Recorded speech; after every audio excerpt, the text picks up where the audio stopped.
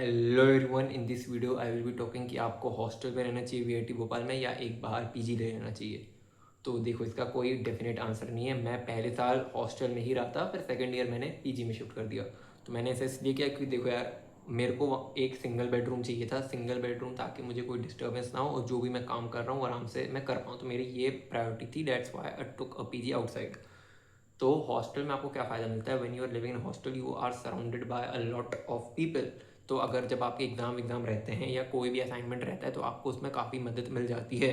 तो इसका भी फ़ायदा यही रहता है, बट उसके जो डिसएडवांटेज हैं मेरे को तो यही लगे कि अगर if you want to do something जिसमें आपको अकेली स्पेस चाहिए, जैसे ये मैं वीडियो बना रहा हूँ तो वीडियो मैं एक ऐसे कमरे में नहीं बना सकता जहाँ 4 लोग और हैं, ठीक है? उसमें काफ़ी डिस्टर्बेंस होगा। तो अगर आपको कुछ ऐसा काम करना, बहुत लोग के साथ रह के नहीं पढ़ पाते हो, आपको सेपरेट चीज़ चाहिए रहती है, तो आपको बाहर ही रहना पड़ेगा क्योंकि वन बेडरूम बहुत कम है वीआईटी भोपाल में। उसके लिए आपकी अगर बहुत अच्छी रहेंगे तभी चांसेस है कि आपको वन बेडरूम मिले। वन बेडरूम जितना मुझे पता है सिर्फ थोड़े से ब्लॉक वन में ही है, बाकी सारे टू बेड भी कम है, ज़्यादातर 3, 4 और 6 बेड ही रहते हैं, ठीक है? क्या रहता है कि हॉस्टल में आपके पास ज़्यादा फ्रीडम नहीं रहेगी। फ्रीडम इन द सेंस कि you cannot go out of the campus.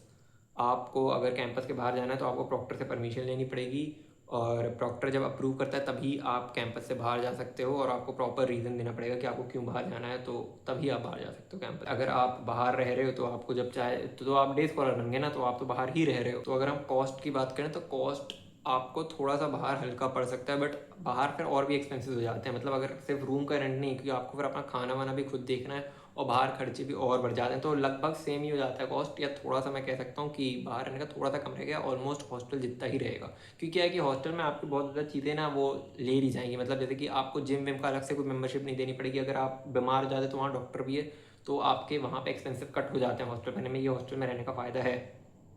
और अगर मैं बाहर बात करूँ तो बाहर कोई बहुत बड़ी कोई शहर वहर नहीं है, वो कोठरी गांव है, ठीक है?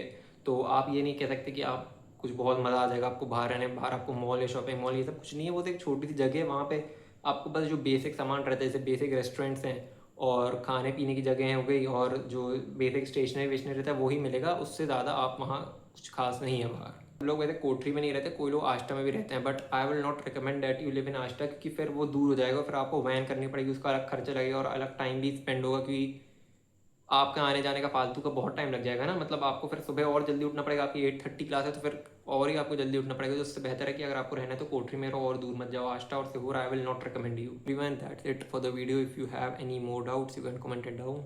बाय।